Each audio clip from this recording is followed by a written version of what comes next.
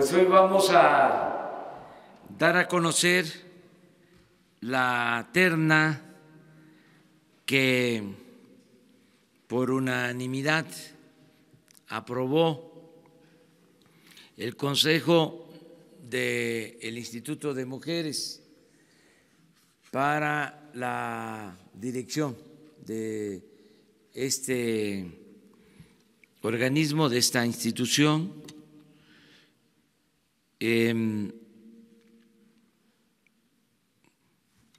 No sé si la licenciada les da a conocer el procedimiento y la terna también.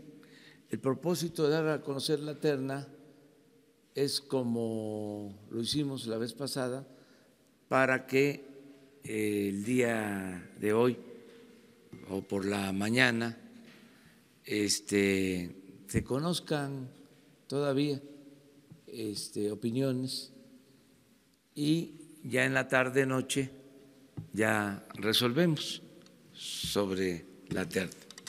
Gracias, señor presidente. Gracias, señor presidente. Muy buenos días a todas, a todos ustedes. Efectivamente, el día de ayer se tuvo la primera sesión ordinaria de la Junta de Gobierno del Instituto Nacional de las Mujeres, que, como todos ustedes saben, esta Junta de Gobierno se compone del Consejo Consultivo, previamente electo hace ya varios meses, del Consejo Social, también ya fue designado hace varios meses, y de la Administración Pública, con todos los representantes de las diversas secretarías de Estado. Yo quisiera compartirles que, desde luego, como es la instrucción del señor presidente, esta administración prioriza los procesos transparentes y fomenta la participación de todos los actores involucrados para tener objetividad y asegurar objetividad y buscar una representación democrática en cualquier decisión. Por eso, este proceso de selección de la terna es una prueba de ello. Y quiero agradecer la participación, en primer lugar, de todas aquellas que se animaron a participar en este proceso, en esta auscultación. Felicitar a las integrantes del Consejo Consultivo y Social por la labor que realizaron en las entrevistas, en los filtros, en las votaciones, que yo puedo atestiguar se dotaron de imparcialidad y objetividad en esta selección. Se participaron, desde luego, personas de las mujeres, de las organizaciones civiles, de la academia, del sector público, de las empresas y de otros sectores. Y también yo quisiera decir que todas estas mujeres que participaron, todas, lo único que demostró fue el gran capital que tenemos de mujeres comprometidas con los derechos de las mujeres y con programas que pueden llevar a cabo la igualdad entre hombres y mujeres. Se analizó su trayectoria, sus proyectos, sus académicas, su estatus académico, sus credenciales, y básicamente se llegó a la conclusión unánime por consenso de 3 de las candidatas. La primera de ellas, Candelaria Ochoa Ábalos, que es una destacada académica originaria de Jalisco, quien, además de haber sido integrante del Consejo Social de Mujeres en administraciones pasadas, ha impulsado políticas para avanzar en la equidad de género en nuestro país, entre otras desde el Poder Legislativo cuando fue diputada federal. Patricia Olamendi Torres, que es una abogada de gran renombre y que ha promovido el mejoramiento de la calidad de vida de las mujeres, tanto en instancias nacionales como en instancias y organismos internacionales. Ejemplo de ello es el trabajo que ha realizado en el Sistema Interamericano para erradicar la violencia en contra de la mujer y su labor en la Procuraduría General de Justicia de la Ciudad de México. Y por último, la doctora Nadim Gassman. El trabajo de la doctora Nadim Gassman que ha realizado es en favor de los derechos de las mujeres, particularmente en relación a los derechos reproductivos de las mujeres, y ha sido reconocida internacionalmente. Ella es médico cirujano, especialista en derechos sexuales y reproductivos. Además, está ahorita precisamente también desempeñándose en la Organización de Naciones Unidas, en ONU Mujeres, en Brasil, como representante en Brasil. Muchas gracias. Muchas gracias.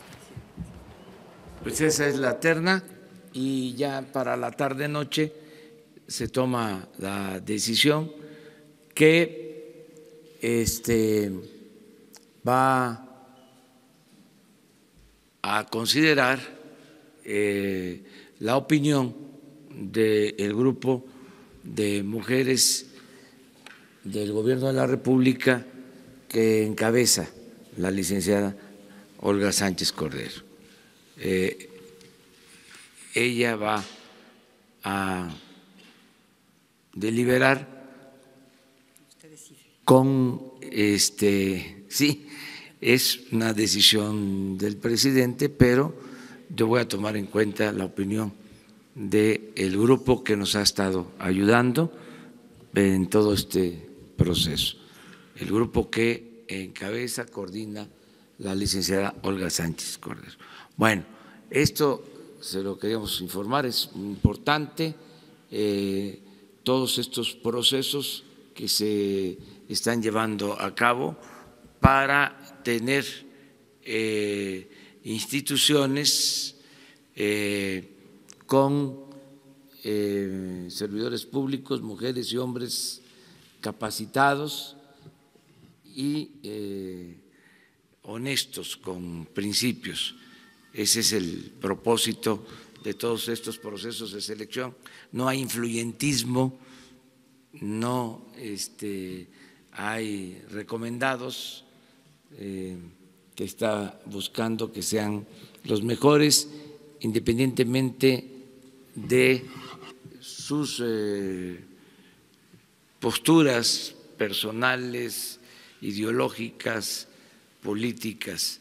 Es el servicio público para todos. Siempre decimos que el gobierno tiene que atender a todos, no es un asunto de grupo, de partido, es la representación de la sociedad en su conjunto y eso es lo que estamos procurando. Muchas gracias, señor presidente. Pues si se sientan a esperar aquí, acompáñenme. Gracias. Ahora sí abrimos, estamos abriendo la sesión de preguntas y respuestas porque vamos a estar hoy por la tarde en Saltillo, Coahuila, para conmemorar el aniversario de la fundación del Ejército Nacional, del nuevo ejército.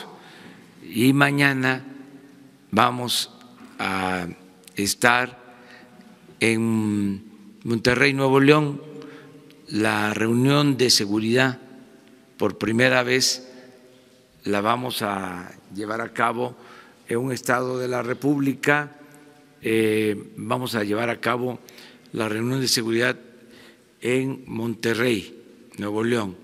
Así lo vamos a hacer en todo el país. Periódicamente vamos a tener estas reuniones fuera de la Ciudad de México y también, terminando la reunión de seguridad, la conferencia, igual que esta, solo que mañana en Monterrey. Ya pasado mañana regresamos aquí.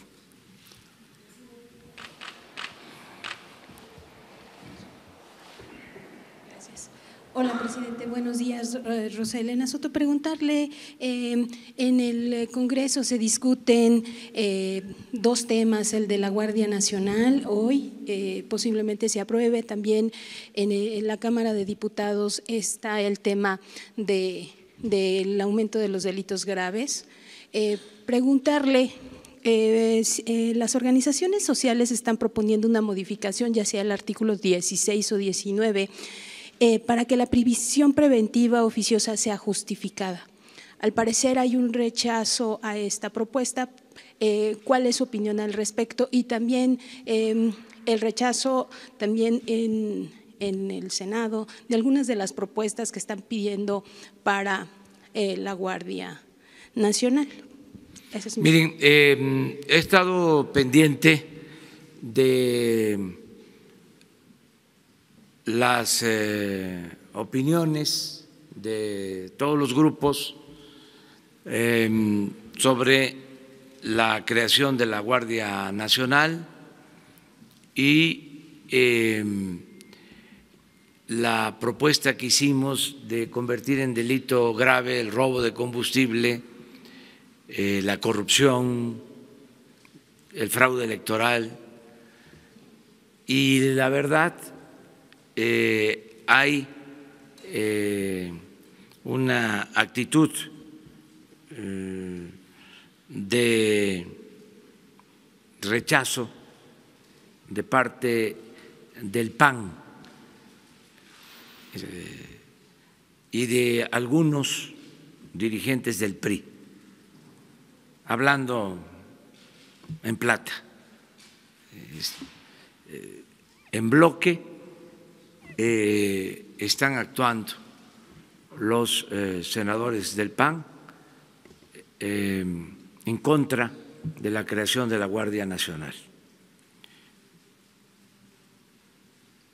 Ojalá y modifiquen esa actitud que no ayuda, porque se requiere de la Guardia Nacional. Tenemos un problema serio de inseguridad y de violencia que creció porque los gobiernos anteriores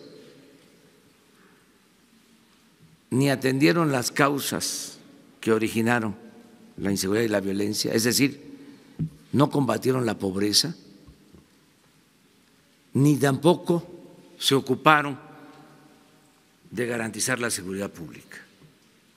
Simularon que enfrentaban el problema de la inseguridad con operativos, pero todo en el esquema de la publicidad, de la detención de líderes de organizaciones delincuenciales sin que se atendiera el problema de la inseguridad. ¿Y por qué digo esto? Porque no se cuenta con policías ni con elementos suficientes para proteger a la población. El presidente de la República, de acuerdo a la Constitución, solo dispone de 20,000 efectivos para enfrentar el grave problema de la inseguridad y de la violencia. Y entonces hay una actitud partidista en el Senado, en la Cámara de Diputados, y existe esta oposición a la Guardia Nacional. Nosotros vamos a seguir haciendo nuestra labor,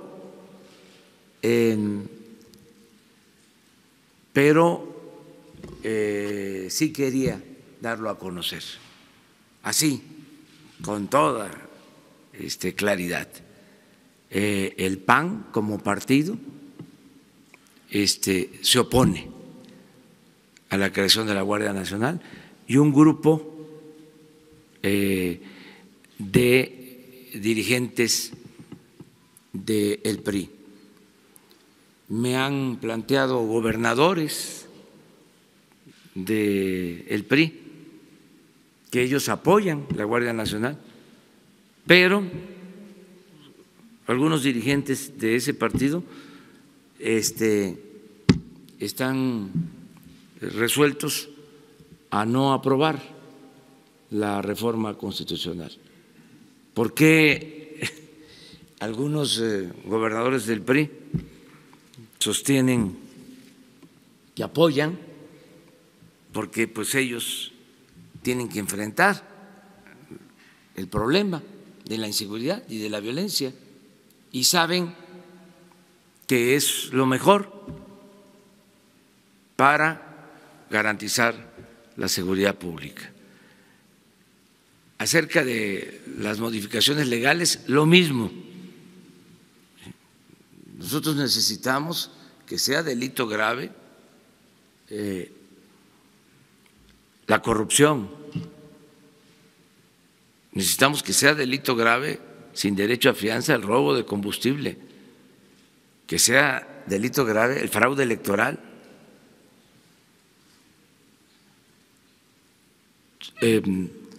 Y desde luego que somos respetuosos de lo que decidan los legisladores, pero vamos a hablar con claridad para que los ciudadanos sepan quiénes votaron a favor, quiénes votaron en contra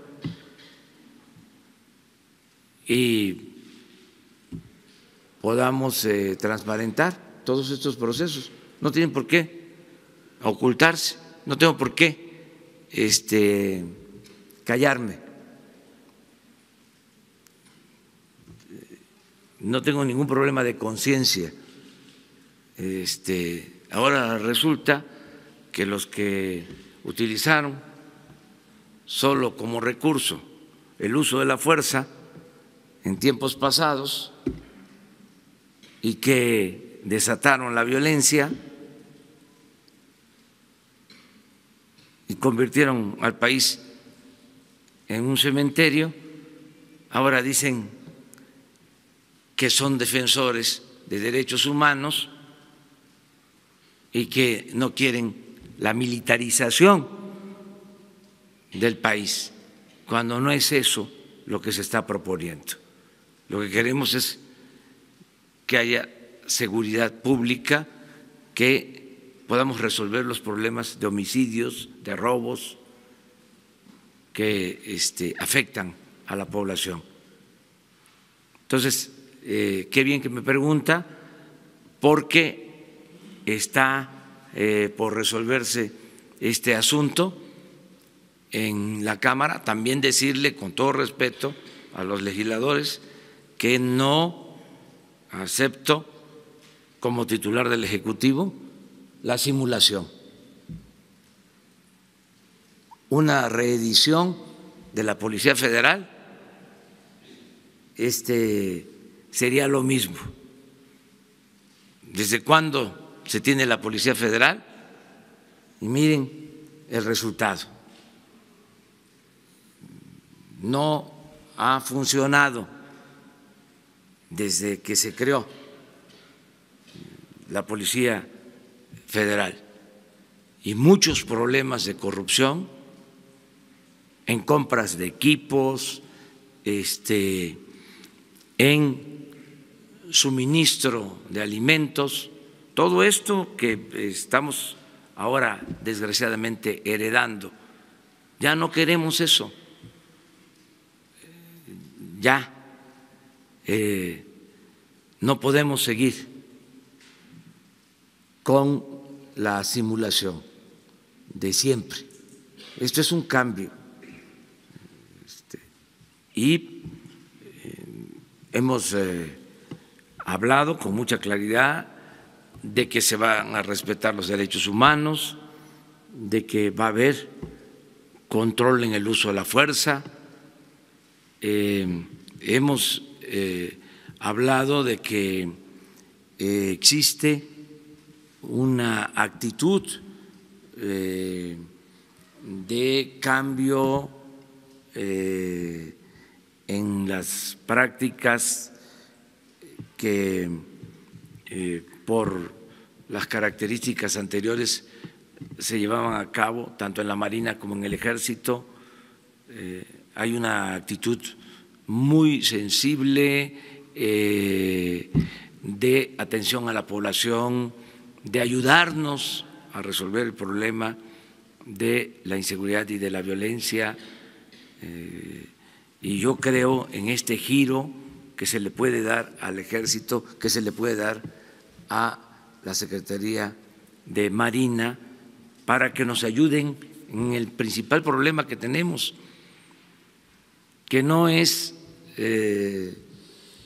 la defensa nacional, no es la seguridad interior, el principal problema es la seguridad pública. Y queremos por eso crear esta Guardia Nacional. La siguiente pregunta, último, señor, sería, pues el jueves de la semana pasada hubo una marcha del SME a la Secretaría de Gobernación en la que demandaban el respeto a los contratos hechos en sexenios anteriores y bueno, se hablaba de un contrato, se habla de que el SME y la empresa generadora Fénix, que es parte de Mota Engil, tiene contratos por 25 años de compra. Señor, preguntarle si hay este tipo de contratos de 25 años para comprar energía para o si se van a replicar estos mismos contratos. Y la última pregunta también es del SME. Hay en la extinción de Luz y Fuerza del Centro, todavía está en secrecía este archivo. En su sexenio se dará a conocer cómo fue el decreto de extinción de Luz y Fuerza. Sí, todo se va a transparentar y miren, para información, porque vamos a tener tiempo de revisar los contratos.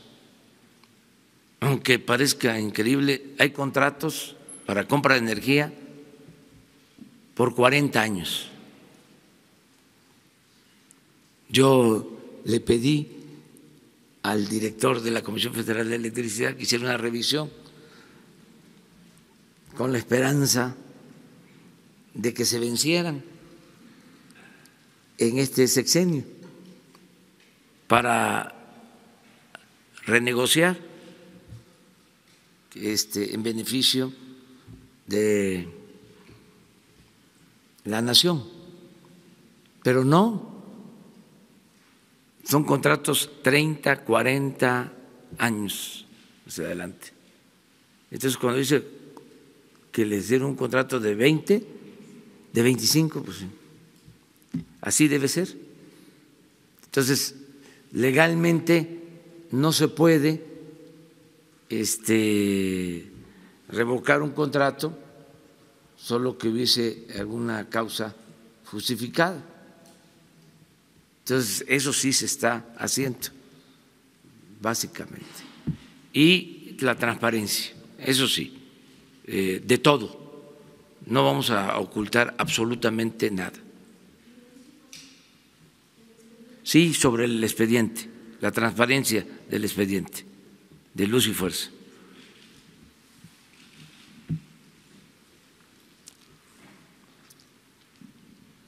Buen día, presidente. Arturo Rodríguez, de Proceso. Hoy se cumplen 13 años del siniestro en Pasta de Conchos y va justo al estado de Coahuila. Entiendo que Gobernación ayer estableció una mesa. La cuestión sería si en este ánimo de resolver los reclamos de los deudos estaría dispuesto el Estado mexicano a desistirse en la controversia en la CID sobre este asunto que sigue litigando. Ese sería el planteamiento. Sí, nosotros todo lo que signifique hacer justicia y dejar en libertad los procedimientos para que las autoridades competentes resuelvan, lo vamos a hacer, ya por lo que me está preguntando. O sea, sí, estamos en condiciones de liberar procesos, de no litigar en hechos que obstruyan la procuración de justicia. O sea, qué bien que está aquí la licenciada con ese propósito.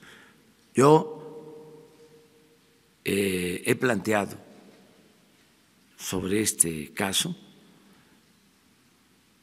que no se descarte incluso el que mediante una decisión voluntaria, concertada, la empresa lleve a cabo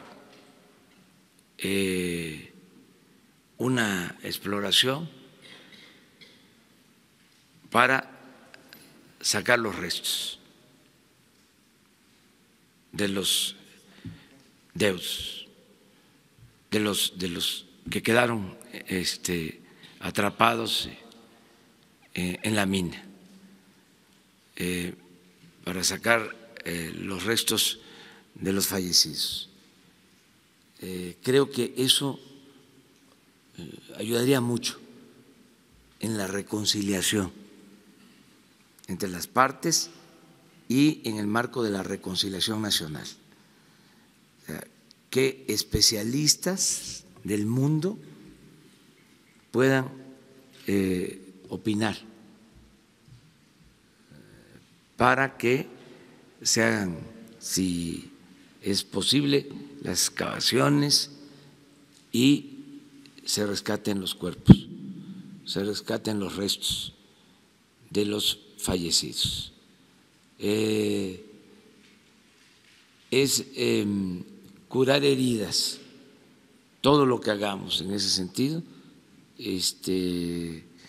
o todo lo que podamos hacer va a ayudar en la reconciliación. Y estamos dispuestos incluso a plantearlo a la empresa para que profesionalmente, técnicamente, científicamente se analice la posibilidad para la reconciliación, independientemente de la impartición de justicia, de la reparación de los daños, independientemente de eso. Para los familiares de víctimas, lo más importante son los restos de sus familiares, el tenerlos. Ese es el sentimiento general. Entonces, nosotros estamos por eso. Y también qué bien que está aquí la licenciada, para tomar nota de que esa es nuestra postura. A ver. Gracias, presidente. Buenos días. Quisiera consultarle su opinión sobre esta solicitud de audiencia que hizo ayer el presidente de la Comisión Reguladora de Energía para ver si pueden platicar personalmente sobre las acusaciones que existen sobre presunto conflicto de interés. Y después el INAI también solicitó una audiencia con usted para platicar. Dicen ellos que quieren explicarle cuál es su trabajo y su función como órganos autónomos. Si piensa recibirlos, ese sería el primer tema. Sí, estoy abierto porque es un derecho que tienen los ciudadanos, el derecho de audiencia. Y los voy a atender, los voy a recibir. Nada más es un asunto de agenda, a ver cuándo puedo. hacerlo para escucharlos como lo tienen que hacer todas las autoridades. El presidente de la CRE asegura que hay una persecución política en su contra por haber realizado críticas a las ternas que usted propuso al Senado. Eso no, ya teníamos, y él lo sabía, las pruebas de que hay conflicto de interés. O sea, antes de que él criticara las ternas, yo puedo probar que ya se tenía la investigación. Incluso puedo hasta pensar que por eso criticó las ternas, porque ya sabía de que existía una investigación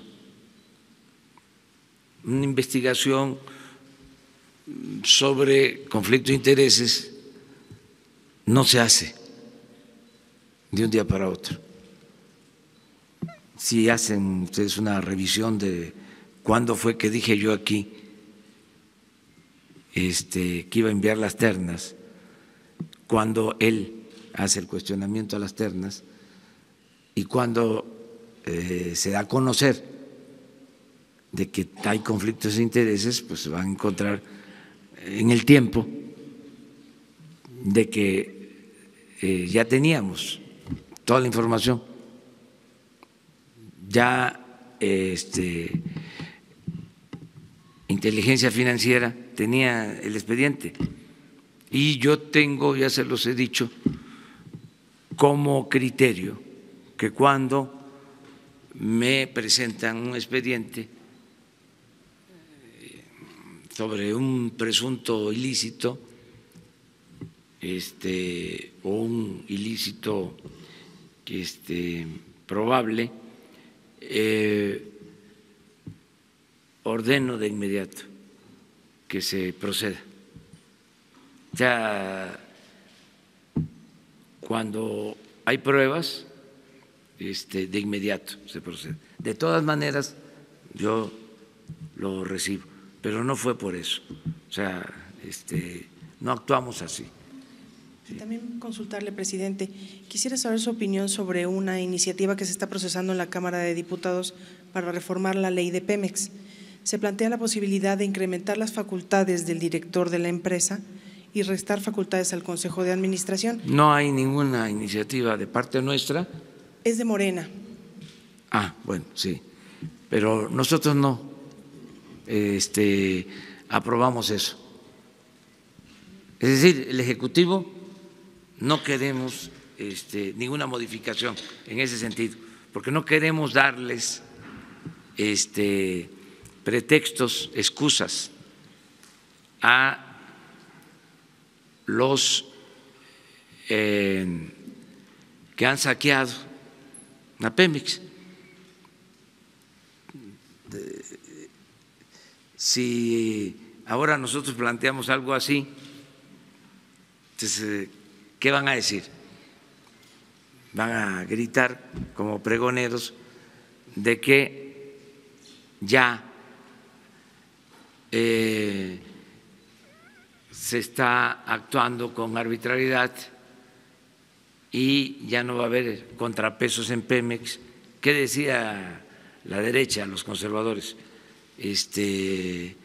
Que había que terminar con el monopolio de Pemex, ¿no?, para quedarse ellos con el monopolio, porque al final eso fue. Es un doble discurso, muy hipócrita. Entonces, no los tocamos ni con el pétalo de una rosa. O sea, nada, ninguna modificación.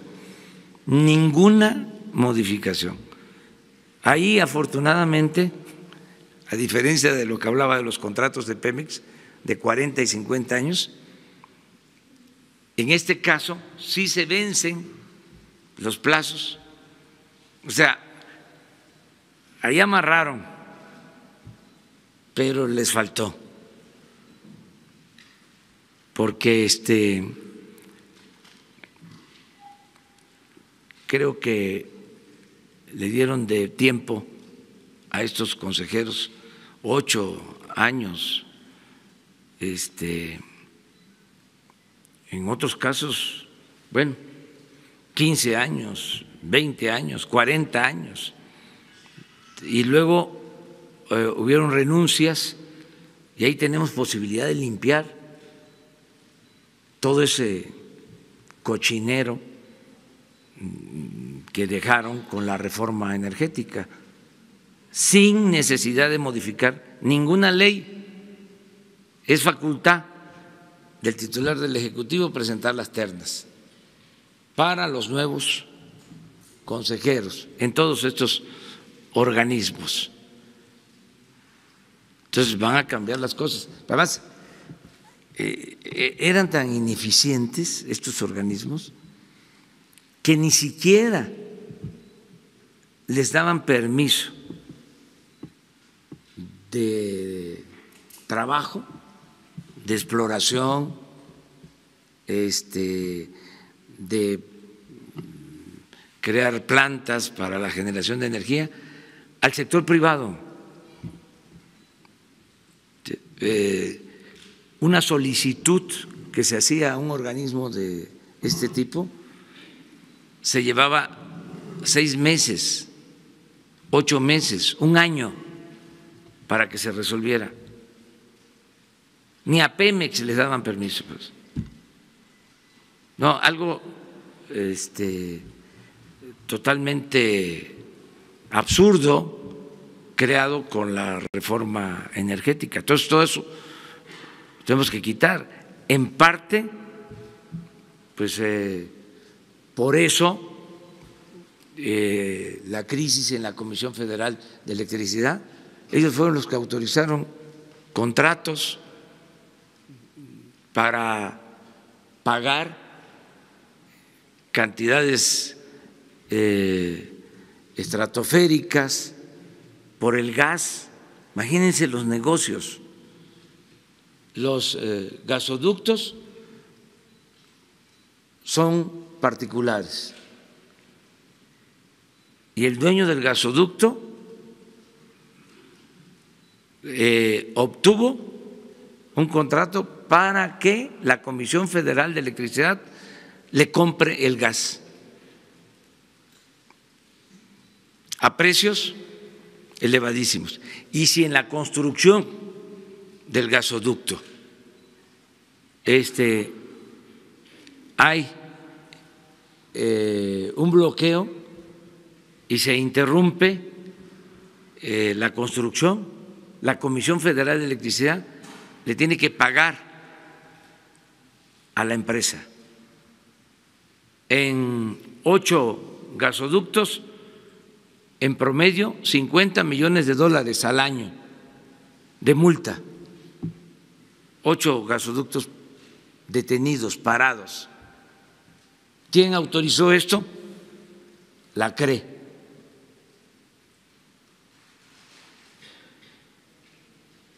¿Cómo licitaron? ¿A qué empresas les dieron estos contratos? ¿Dónde estuvo la transparencia? Entonces, todo esto es lo que estamos ahora revisando. No hace falta, no hace falta, no hace falta, y sería darles un pretexto para decir gobierno autoritario, no toma en cuenta a los expertos, a la sociedad civil. La sociedad civil que antes era pueblo, nada más que ahora ya se apropiaron de la sociedad civil. Yo no conozco gente de la sociedad civil, de veras, muy pocos, de izquierda. Con todo respeto, todo lo que es sociedad civil tiene que ver con el conservadurismo. Hasta los grandes consorcios promueven a la sociedad civil es una bandera, la sociedad civil.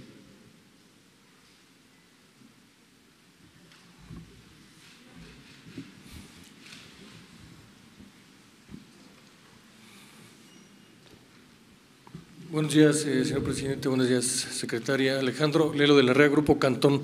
Presidente, preguntarle, el fin de semana vimos un muy fuerte apoyo del gobernador de Sinaloa y del gobernador de Durango a la Guardia Nacional. Ahí, preguntarle el detalle de qué otros gobernadores estarían apoyando esta Guardia Nacional y si le han manifestado que ellos podrían interceder ante diputados, en un caso del PRI, en otro del PAN, diputados y senadores, para que votaran a favor de la Guardia Nacional, y si este apoyo sería incluyendo el cuarto transitorio que permite a las Fuerzas Armadas actuar por 5 años, y también que la Guardia Nacional sea adscrita a la Secretaría de Defensa Nacional y no como proponen a la Secretaría de Seguridad Pública.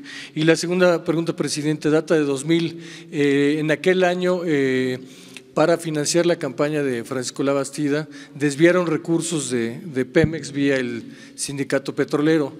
Después se les sentenció a hacer ese pago, esa devolución del dinero a 31 años. Van a terminar en 2031 de devolver ese dinero, son 1.580 millones de pesos. Esos recursos, acusa la oposición del sindicato, que están saliendo de las cuotas de los trabajadores de Pemex. ¿Usted tiene conocimiento de ello y también tendría conocimiento de que sí se está pagando esta deuda? Bueno, acerca de lo primero, la mayoría de los gobernadores del PRI ha expresado su apoyo a la Guardia Nacional. Ayer hubo una reunión con la secretaria de Gobernación y eso expresaron. Todos los gobernadores. ¿Cuántos? Todos los gobernadores del PRI. La única que no estaba presente era Claudia, porque estaba fuera de México. La gobernadora de Sonora. Sí, pero sin embargo, tengo información que algunos senadores, no voy a mencionar nombres, pero sí estoy informado. Nada más les recuerdo de que ya no está el CISEN, pero el presidente tiene información.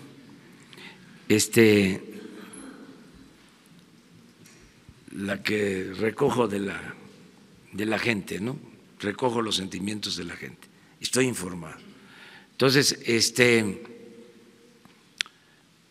en el caso de los gobernadores, yo he podido hablar con ellos, ellos han expresado su apoyo. El de Sinaloa, de manera muy abierta,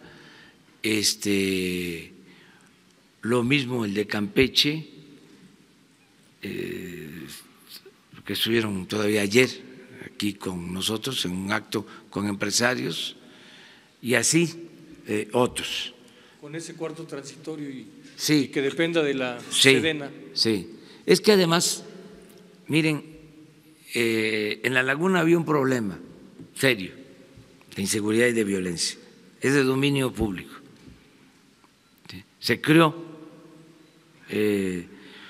un sistema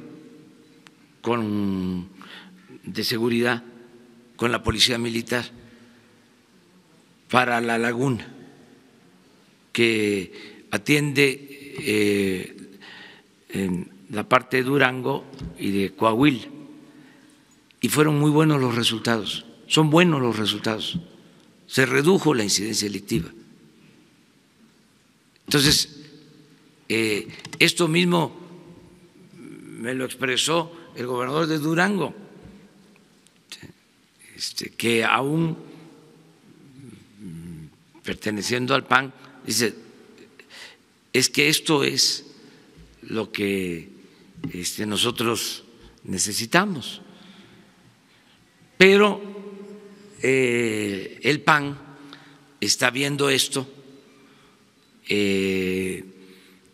como un asunto político. Quieren ellos utilizar esto como bandera para enfrentarnos políticamente hablando. Entonces, es legítimo, nada más que fuera máscaras. O sea, vamos a aclarar las cosas porque estamos hablando de la seguridad de los mexicanos. Nos podemos pelear en otras cosas, hay varios campos, además somos distintos, diferentes. O sea, yo vengo de un movimiento liberal y yo sostengo, es mi punto de vista, lo digo con todo respeto, que ellos son conservadores y cada quien que tome su camino.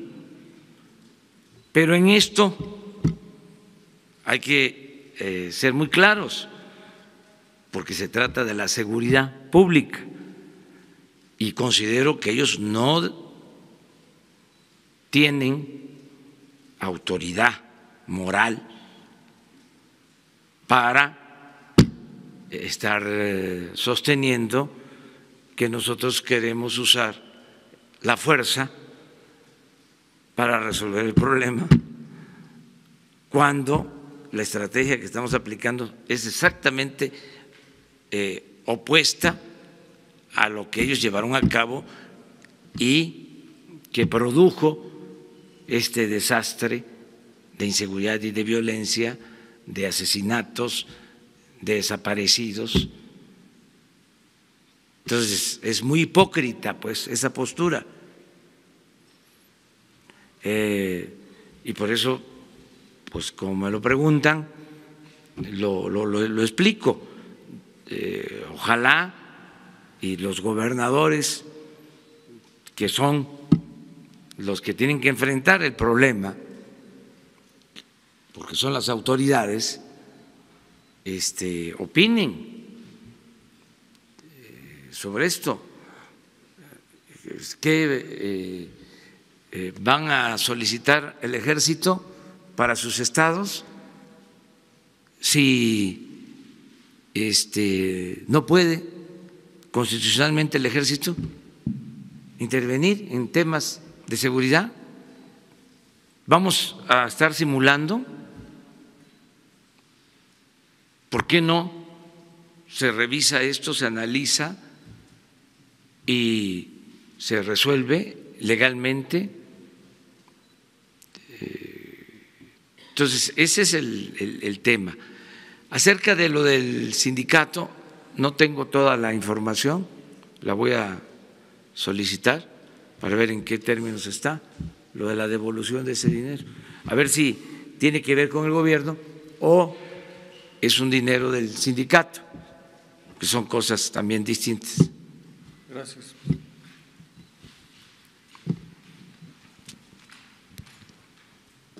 Buenos días, Daniel Blancas de Crónica. Primero, presidente, comprometerlo, hacerle una petición a que en los días posteriores nos pueda mostrar los nombres o detalles de los contratos que refiere de 40 a 50 años para que al menos la opinión pública lo conozca y pueda hacer un contrapeso en ese sentido. Y dos preguntas, presidente. Tenemos información de que le fue presentado un reporte o tiene usted referencias respecto a las irregularidades en las que se fincó la investigación del caso Tlahuelilpan. Se cumplió ya un mes de la tragedia, usted ha referido que es pues uno de los, quizá el momento más doloroso que ha vivido su gobierno, pero preguntarle cuál es la reflexión respecto a esto que le ha sido informado de que las investigaciones sobre el caso Tlahuelilpan fueron irregulares, no se cuidó la cadena de custodia, los indicios. Esta reflexión. Y segundo, aprovechando que está aquí la secretaria de Gobernación, hemos estado en comunicación con integrantes del Colegio del Notariado Mexicano. Es un tema que ya se ha referido de manera somera en las conferencias, la propia secretaria lo ha hecho, pero hay información en el sentido de que se están vendiendo como si fueran locales de venta las notarías en cifras millonarias, 15 millones, 20 millones de pesos, y que se están utilizando las notarías para evadir cuestiones fiscales, para hacer, usted sabe que una de las tareas de las notarías son la retención, el cálculo de los impuestos, y se están utilizando precisamente para desviar estos fondos. ¿Cuál es la estrategia? Sabemos que también hay leyes que están en curso, pero ¿cómo se va a frenar esta situación de las notarías? ¿Hay alguna estrategia? ¿Pueden intervenir los órganos de inteligencia del Estado financieros para que esto no siga ocurriendo?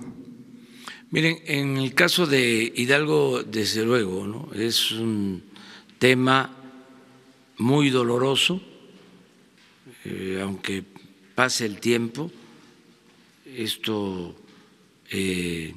nos afecta mucho por la pérdida de vidas humanas.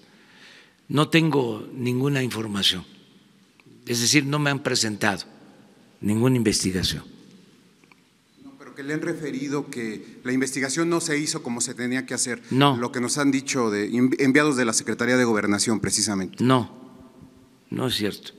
O sea, no hemos tratado este tema en las reuniones que tenemos de seguridad. O sea, es lo que se conoce y lo que tiene como investigación la Fiscalía General, nada más.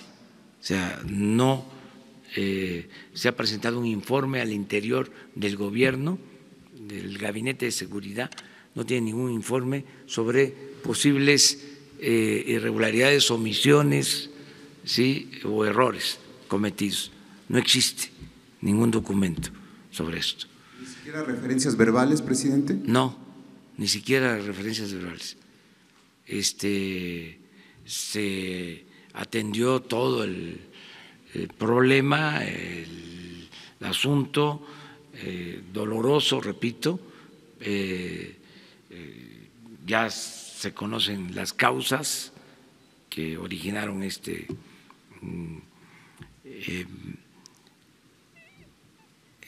grave daño, esta tragedia, pero no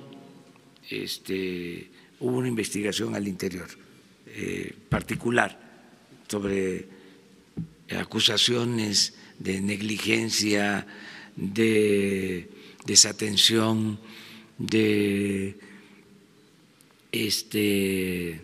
errores cometidos. No existe eso. Lo segundo, sí vamos a presentar aquí los contratos que se suscribieron. Esto tiene como su origen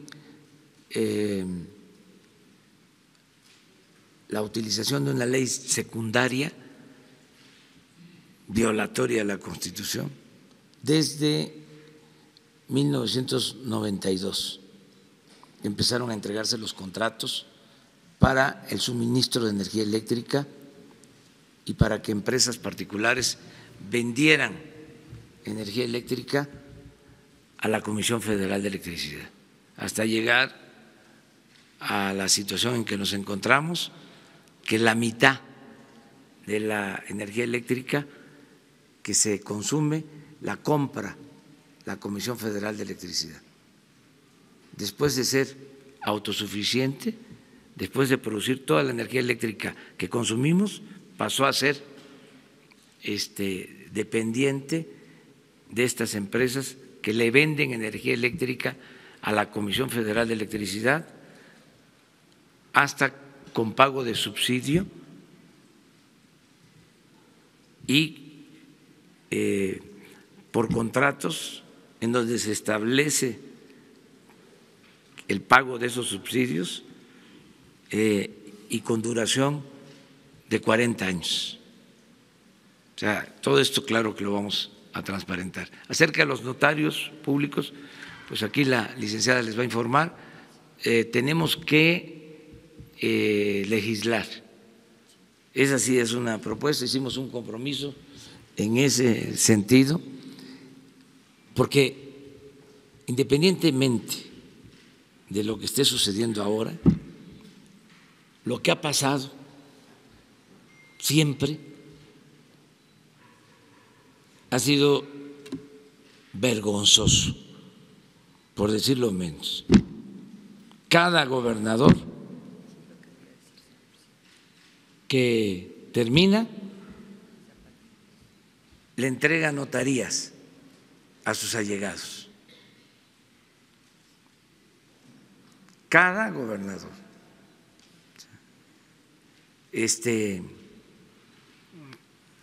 Aquí en la Ciudad de México, afortunadamente, por la Asociación de Notarios, esa práctica no se realiza, o al menos cuando yo estuve de jefe de gobierno no entregué ninguna notaría.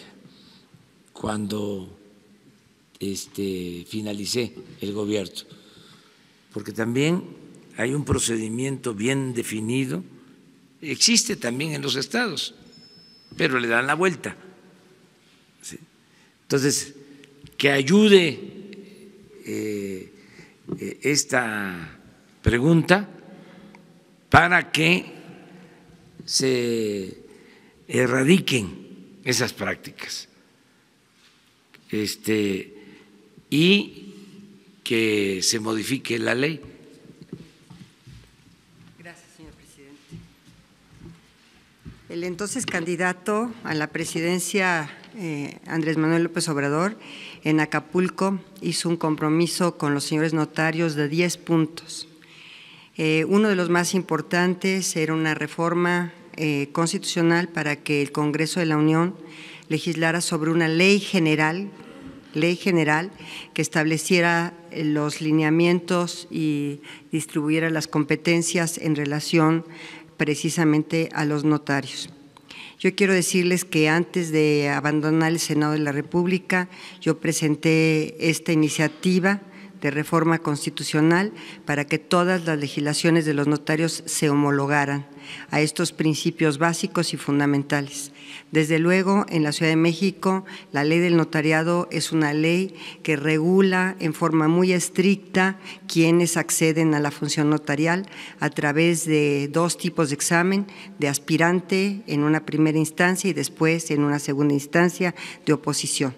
Y por eso el notariado de la Ciudad de México tiene tanto prestigio en todo el mundo en relación a la capacitación, a la seriedad y a la honestidad de los notarios. Sin embargo, si hay algunas situaciones de actos ilícitos por parte de los notarios, de desviación de impuestos retenidos o cualquier otra conducta que implique la comisión de un delito, por supuesto que las denuncias ante las diversas procuradurías, si es un impuesto federal, estará a cargo de la Fiscalía General, si son impuestos locales, a cargo de las fiscalías de los diversos estados, de las diversas entidades federativas, pero desde luego se presentarán las denuncias penales correspondientes. Pero los compromisos que hizo el presidente, hoy presidente de la República y en ese momento candidato, con los notarios se han estado cumpliendo puntualmente. Son 10 compromisos, ya se presentó la primera iniciativa de reforma constitucional y así se van a ir cumpliendo todos los compromisos. Muchas gracias. Pero hay posibilidad de que intervenga la unidad de inteligencia financiera para rastrear esta situación. Por supuesto, la unidad de inteligencia financiera está obligada a hacerlo, y desde luego los notarios como responsables de la retención, porque son retenedores de impuestos, pues lo mínimo es enterarlos puntualmente en tiempo y forma a las tesorerías.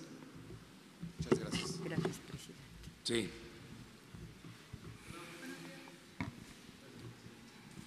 Ustedes 3. Rápidamente, muy buenos días, José Miguel Ávila del Universal Deportes. Platicar sobre la Fórmula 1, señor presidente.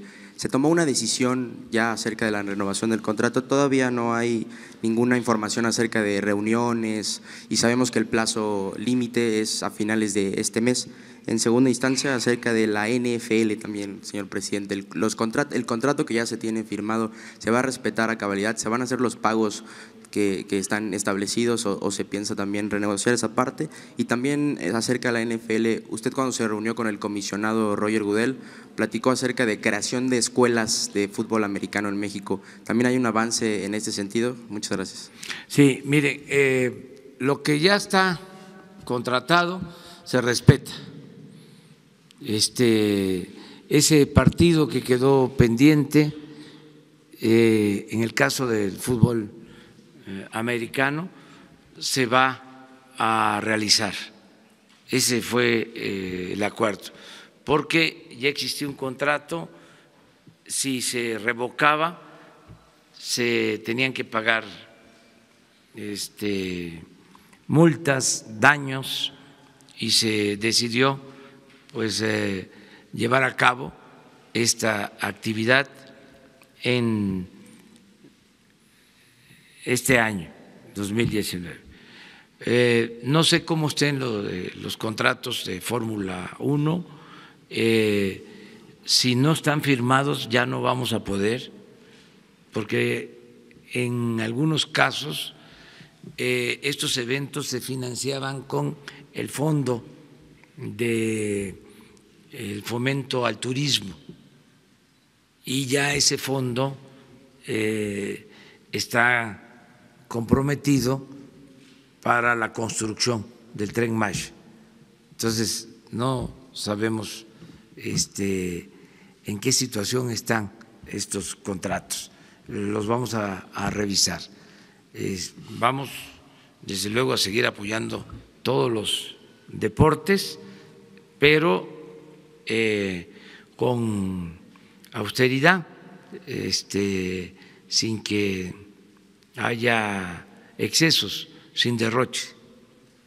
Y acerca de la revisión de los contratos que usted menciona, presidente, la fecha límite para el aval del gobierno federal para que la Fórmula 1 renueve el contrato con México es el 28 de febrero. ¿Tiene alguna cita ya planteada? Pues si no implica dinero, yo avalo, estoy de acuerdo. O sea, el asunto es si tenemos que aportar. Yo soy pues un poco cicatero, pues en estos casos. Las escuelas de fútbol americano en México. Eso sí, facilidades para la creación de escuelas y de academias para el fútbol americano y para el fútbol soccer, y estamos promoviendo mucho lo de la caminata y el boxeo y el béisbol. Precisamente mañana vamos a inaugurar en Monterrey el Salón de la Fama del béisbol. También a eso voy, a Monterrey. Entonces todo lo que es deporte se va a impulsar, y estuve muy pendiente de el juego, ¿sí?, del clásico de aquí de la capital, y le estoy dando a muchos abrazos y apapachos a los que le iban a la América, pero así es esto, o sea, se gana, se pierde, o sea, lo importante es seguir adelante.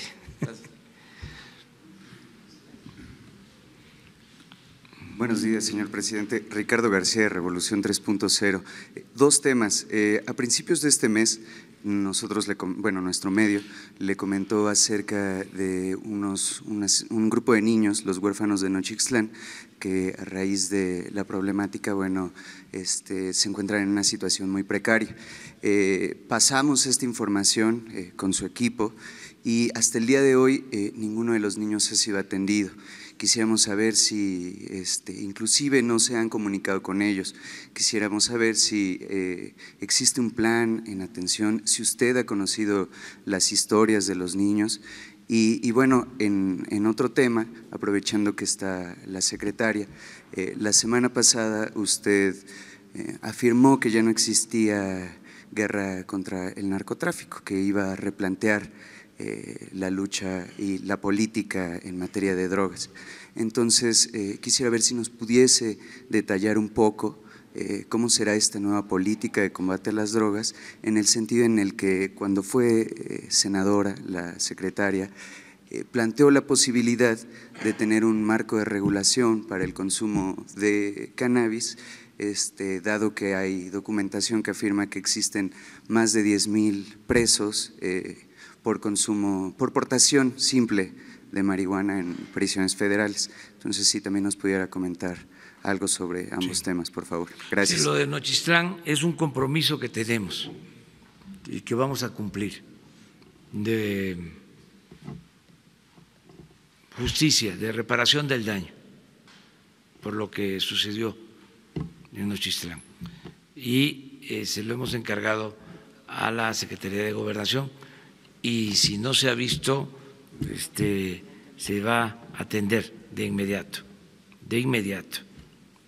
Nosotros ya hemos proporcionado la documentación, y pues estamos abiertos a… Y como vas a estar viniendo, cada vez que puedas, pides la palabra y me lo recuerdas. Y gracias, para que se atienda. La justicia tarda pero llega. O sea, hay muchos asuntos que atender, pero tenemos voluntad para hacerlo, ¿no? Entonces sí se va a atender eso. Acerca de la política sobre la seguridad, nosotros, como ya lo dije, lo primero es atender las causas que han originado la inseguridad y la violencia. Y en eso estamos, atendiendo a los jóvenes. Estuve el fin de semana en Sinaloa y en Durango, y el mensaje fue acerca de crear condiciones para el bienestar, construir caminos, universidades, sembrar, dar oportunidades a los jóvenes de trabajo, de educación. En eso estamos, eso es lo principal, eso nos va a ayudar mucho a que haya opciones, que haya alternativas. Y también vamos a hacer toda una campaña, ya se está trabajando, de información sobre el consumo de drogas, de orientación a los jóvenes, una campaña amplia, creativa, ¿sí? Para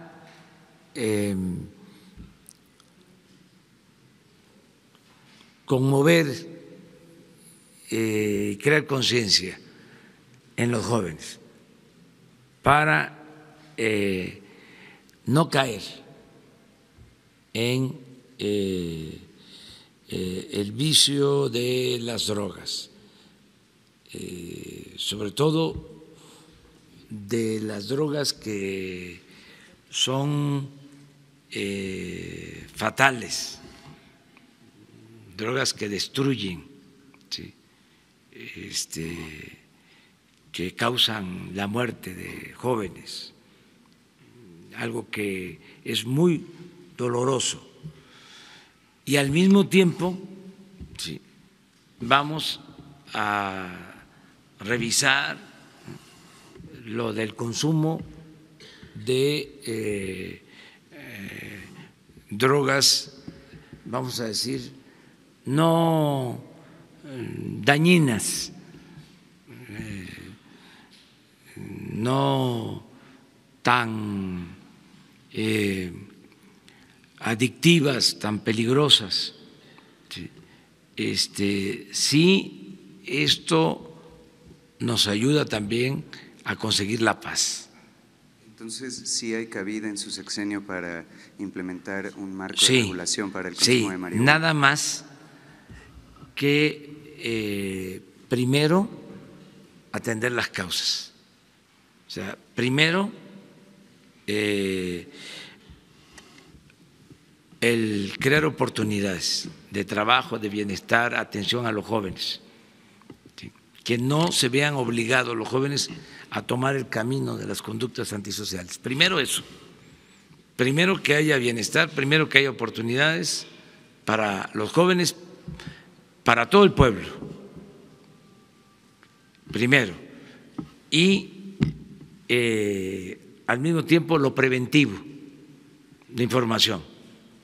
No hay una campaña en ese sentido en el país. Incluso lo queremos hacer nosotros porque lo vamos a pedir respetuosamente al gobierno de Estados Unidos para que ellos atiendan a los jóvenes de Estados Unidos.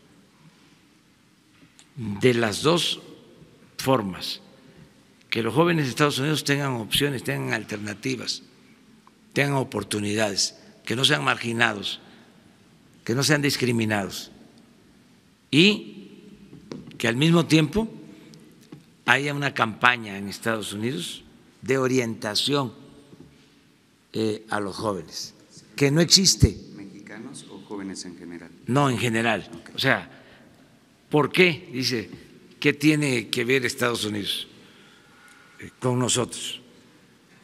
Mucho en este tema, porque crece el consumo en Estados Unidos y crece el tráfico. Y lo que queremos es atender esto de manera conjunta e ir al fondo. O sea, no estar nada más nosotros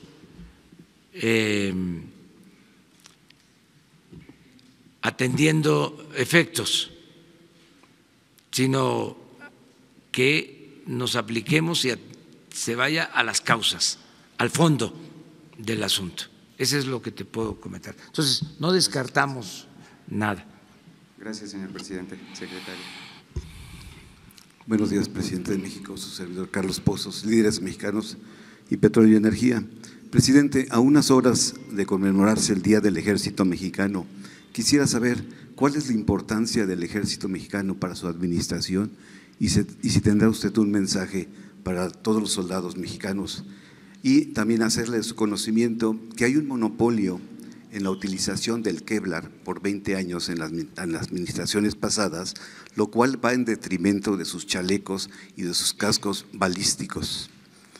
Esa es mi primera pregunta. Y mi segunda pregunta, ayer usted tuvo una reunión en este Salón Tesorería con los representantes de la iniciativa privada nacional y extranjera.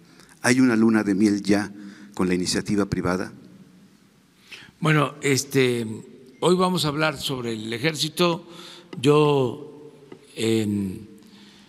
ya en otras ocasiones he expresado lo que considero de esta institución.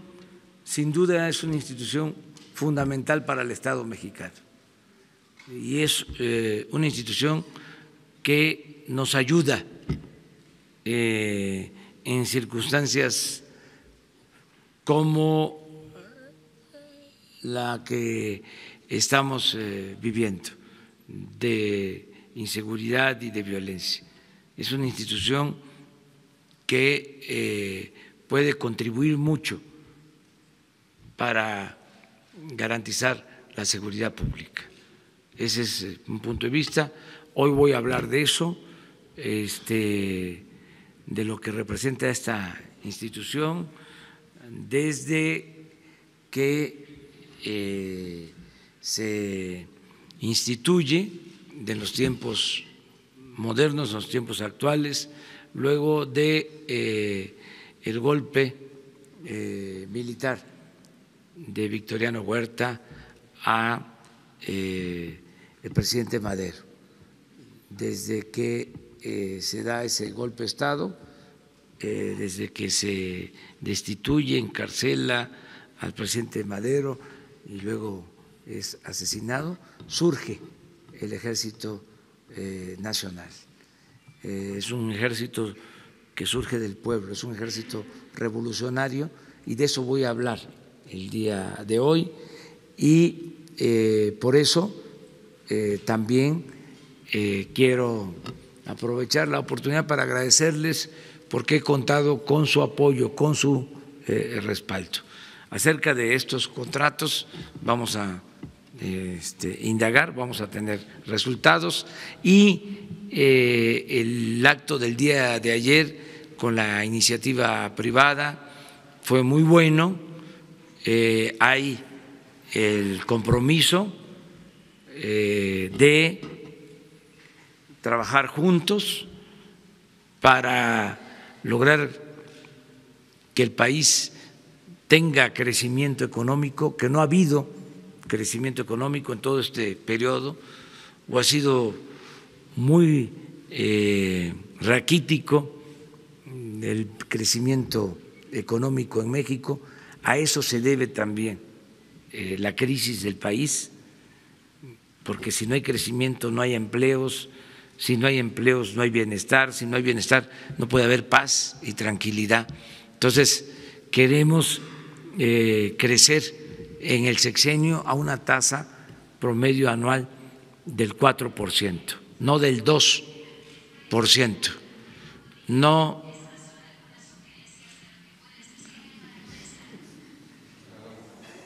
Usted no se preocupe. Entonces, crecer al 4%. Ya me voy. Muchas gracias. Nos vemos mañana en Monterrey y pasado mañana aquí de nuevo. Mañana. ¿Cómo? Mañana en Monterrey. No, en Monterrey. Monterrey. O pasado mañana y tú empiezas. Sí, también.